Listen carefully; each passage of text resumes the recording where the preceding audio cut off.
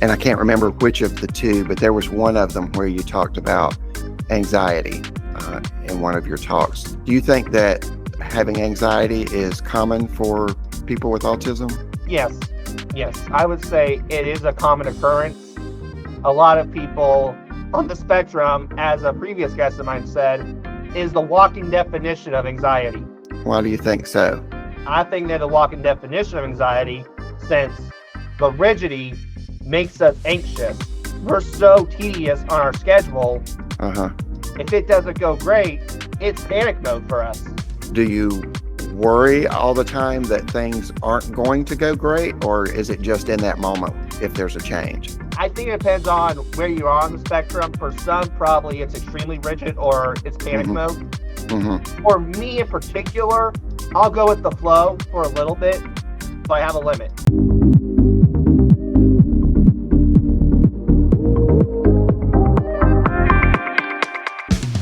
Welcome to the Managing Mental Health podcast. Join us as we talk to leading psychologists about all areas of mental health, and we hear from real people that have overcome real mental health problems who can now share hope and encouragement for us all. I'm Jamie, social psychologist, author, and trauma recovery coach. Our guest today is Sam Mitchell. Sam is the creator and host of the successful podcast Autism Rocks and Rolls. As an individual on the autism spectrum, he has a powerful mission to show the world that autistic people are not broken or in need of being fixed. He champions the idea that success comes in many forms, and he strives to celebrate the accomplishments of all people, encouraging everyone to embrace who they are. In addition to his podcast, Sam's a motivational speaker, entrepreneur, writer, and blogger. His published TED Talk is titled Soul Structure, and his work has earned him significant recognition, including a top 10 spot in the People's Choice Podcast Awards, a Davy Award, and a ranking in the top 200 podcasts in Canada. Sam's an avid speaker for autism awareness and an encourager for all of us. Sam, welcome to the show. Thank you for joining us. Hey, buddy, good to be here. Thanks for having me on, man. I'm excited to talk about what autism really is. Yeah, we're definitely glad to hear from you. And it's always good to get a first-person perspective, because as much as other people can learn about a subject, when you live through it, you know more about it than we do. So we want to learn from you. So I guess let's just start off. What's a good current definition of autism? Well, a current definition of autism is, from my view, a different way of thinking, but society sees it as this neurological disorder, which I'm not going to lie, at points, depending on what type of autism you have, it can be. But I also see it as a different way of thinking, because all we do is maybe go outside the box a little more than your average American. In what ways do you think that you go outside the box in terms of your thinking than the average person? They're extremely creative solutions to problems. They're ideas you never thought about.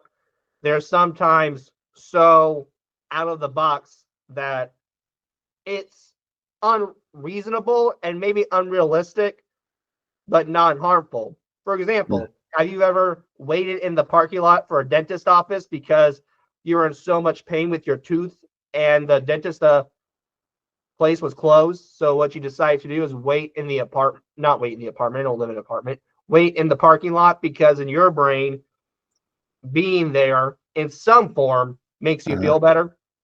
Yeah, that's that's an interesting way of thinking about it.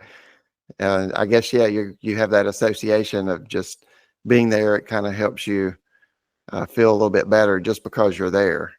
Yeah, I wish they would have operated on me, but people gotta go home and sleep. I get it. But in my brain, I had to do something or I would have lost my mind. Right. Gotcha. Okay.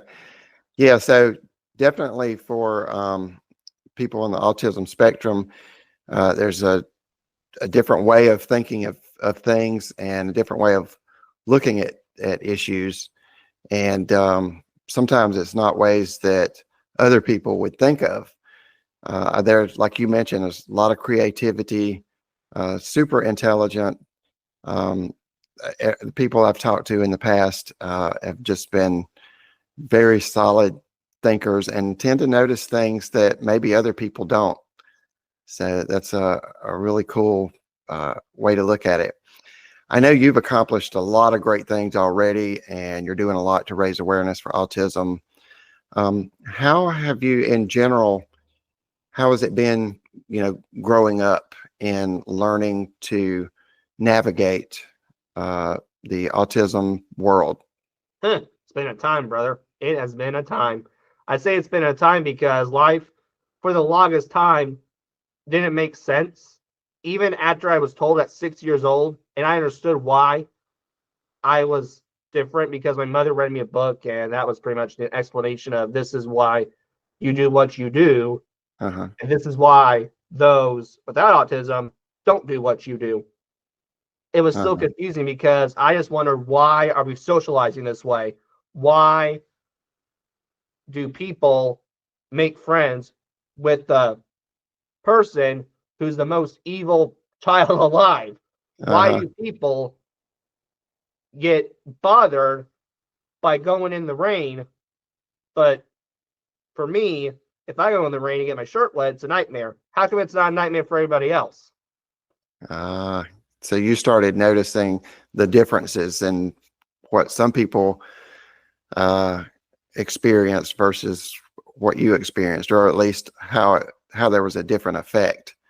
Right. And that's what's so aggravating because the people who aren't on the spectrum think those on the spectrum don't see it, but Uh, we do. We uh-huh. do.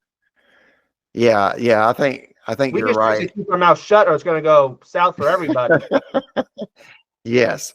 Um, I've heard recently, I've heard some other people bringing up the term masking in terms of the idea, the concept that kind of pretending to go along with the flow to kind of fit in, I guess. Do you feel that that's like something that you had to learn to do, was sort of cover up or not express yourself at certain times? I would say yes, but in an odd way, I'm kind of glad I did. Let me explain. Uh-huh. So here's a story. This may or may not prove it, but I'm going to get to the point, I promise. Okay, go for it. I was young, and my first trip was to San Antonio, Texas. At that point, I didn't mask. I was very rigid. I had to have an itinerary. Right at 1 o'clock, we're going to the Alamo. Period. Mm-hmm. Then, okay, I get a little older. My mother's going to take me to Destin, and my mother said, "Hey, in my opinion, buddy, you should not make an itinerary. You need to go with the flow." Okay, I don't think I'll like it, but Uh-huh. sure, make my parents happy. Best idea you could do. Yeah. Did it. One of the best vacations I ever did. Hmm. Interesting. My Interesting. point I make here is doing the masking in that instance made my life better. Uh, In I some see. ways, it doesn't still. Uh-huh. Like, I hate when I have to do plan Bs. Yeah. Yeah. I hate substitutions. Mm-hmm. I'd rather have it, no, it's black and white. I want this apple pie, not this substitute. I want my grandma's apple pie, not the great value apple pie. Yeah, I can hear you on that one. Yeah, and I think that's No offense to great value if they're listening. yeah, I doubt it, but yeah, no offense, great value, appreciate it.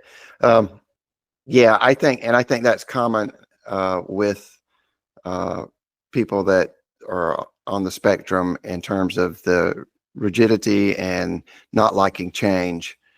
So that's something that we that are not dealing directly with that issue can understand better.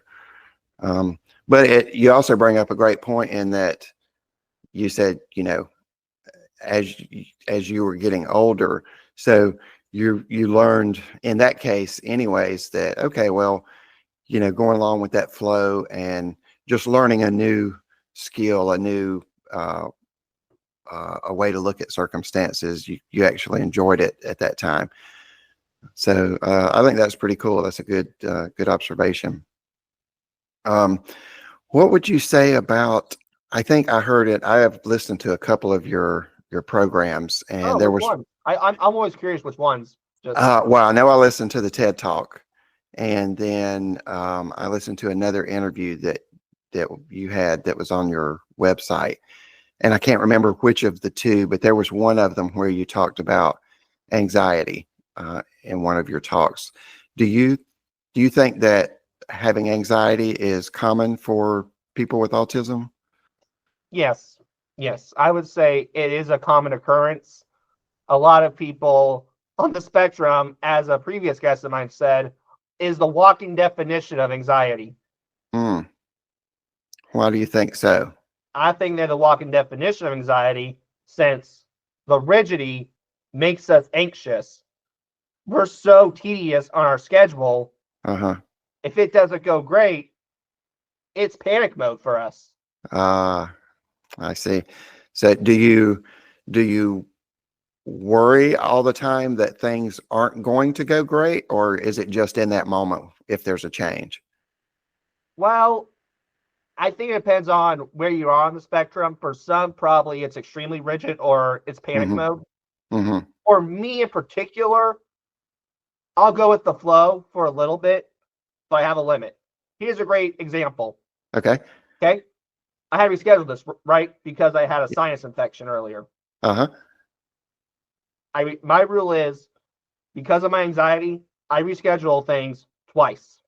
Uh-huh. If it falls the first time because someone's sick, okay, I get it. Right. Or death in the family, get it. Life happens. Right. Happens a second time, I have to shut it down. Because if I don't, I'm anxious. When the time comes, I get worried it's not going to happen. Uh-huh. And it's just, I can't think of anything else other than that interview or that appointment I have. Gotcha. Gotcha. Makes sense. Okay. So, like, if there is a change, if something has to be changed and it's a high anxiety moment for other people around you, do you think it's better to just give people some space in that moment, or is it better to try to talk it out immediately? I think it varies on who they are as a person. For some, it's probably give them some space. For Uh-huh. some, it's probably talk it out. For me in particular, Hmm. it's probably give me some space. Let me think about this, and then we'll talk about it. But if I refuse to do it still, I'm Uh-huh. refusing to do it. Right, right. Okay, so yeah, it's just dependent on the person and knowing what their comfort level is, Yes. um, Yes. and where they're at in that particular issue or that moment. Okay, cool. Let's see. One of your other things I noticed was one of your favorite quotes is "Know your strengths." So, what do you think are some of the strengths of autism? Well, we said the creativity earlier. I'm going to keep sticking to that one. I Mm-hmm. would Yep. also say some people on the spectrum are very motivated, very strong willed. I had to be strong willed to start my podcast. I mean, I came Yeah. home and told my mother I'm starting a podcast. Okay. She didn't know Uh what it was, but she was like, all right, let's go through it. huh. Agree with it. Uh-huh. And I was strong willed. I told her too, after I got this material, I said, if you did not get this for me for my birthday, because I didn't Uh-huh. ask for my birthday, I just asked for the equipment very Yeah, yeah. nicely. I told her though, you didn't get the equipment, I was going to buy it. Right. So, what gave you the idea to start a podcast? Well, really, it started after I joined my high school's media club, and I fell in love with the podcasting so much, I decided to start my own podcast, and Okay. that was when Autism Rocks and Rolls was born. Awesome. Awesome. That's cool. Yeah. All right. Another question that's pretty common, and that is, how important is it to be direct and literal when communicating instead of using metaphors? It's very crucial. I would say you need to be aware of that because they're going to fall for the trap. Yeah. I always said to one of my guests, so if someone says it's raining cats and dogs, you're going to be the first one to look out the window. Yeah, Uh, they're going to look out the window and think there's literally cats and dogs coming down from the sky. yeah. Yeah.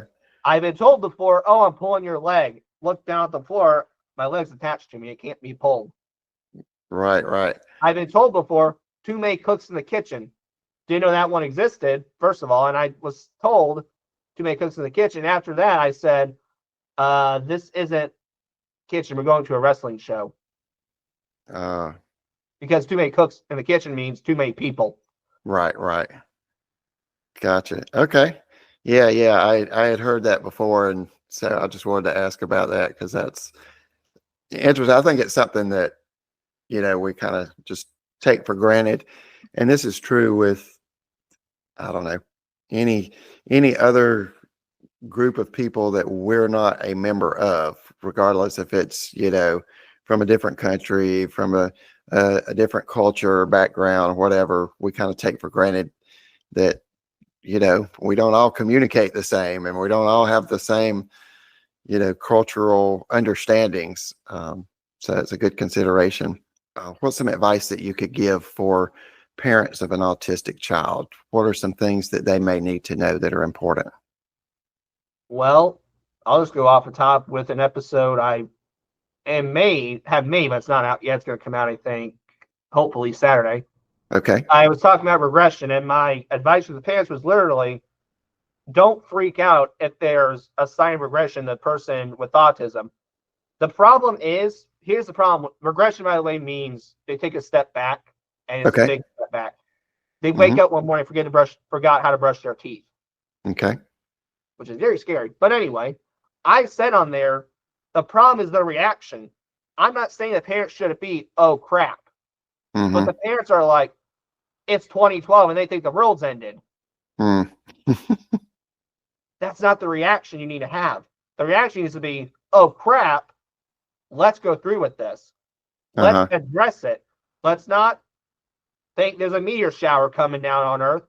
Let's think of what to do to solve the math problem. Gotcha. So in other words, they just calm down for a little bit and address the issue without, like you said, without freaking out about it. Because I'm assuming that that's just going to make matters worse for everybody. Yeah, if you get mad about it, they're going to regress more. But I'm not saying it's not bad to be, oh crap.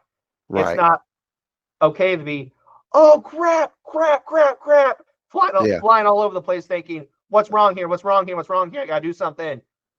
I mean, I'm talking about ballistic, out of control reaction. Yeah. No, that's not a good reaction at all. What about in terms of things that parents can do to help their child?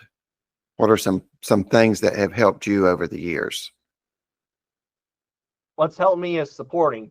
What I also said on that podcast, and yes, I'm kind of getting a preview of the podcast, is it possible I could regress and one day forget how to brush my teeth? Yeah. It's one of the scariest things with my autism. But the good news and what soothes the fear is I have two willing parents who would either A, reteach me how to brush my teeth, or B, brush them for me. So my advice to the parents is support, period. And ignore the looks. If you still have to change a 16-year-old's pants because their level of the spectrum is so low, who cares? Ignore the looks. You're the parent. You need to determine what's best. It's your life, not their life. Gotcha. So continue that support and make that the priority. What about just all of us in general, public? What are some things that maybe we could do to help lower the stigma of autism spectrum? Be educated about it. The problem is today, those people who aren't affiliated with autism, it's not in their dictionary. I think it needs to be in there. Maybe you don't have to play detective and hone in on the word and say, autism, let's study it. No. But I think you need to look at it and be aware of it. And maybe see that some of these behaviors that we have may not be a child in Walmart acting like a brat. Instead of a tantrum, this could be a meltdown.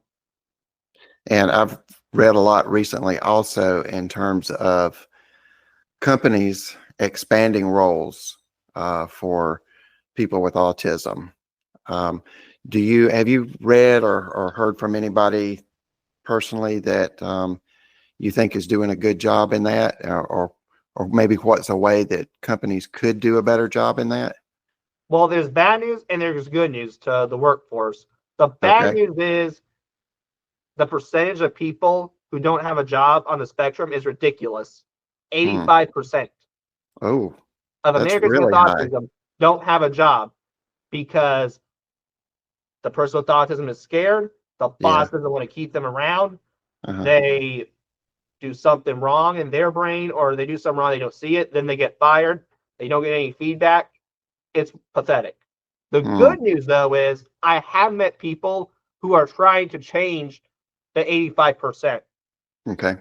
Well, that's good. Yeah, 85%. That's extremely high for a group of people that. And to be honest, I'm not going to lie. Mm, You're kind of talking to the guy, one of the people who has that percentage. I'm not saying I don't have something. I have Autism Rocks and Rolls, and that does make me a little money.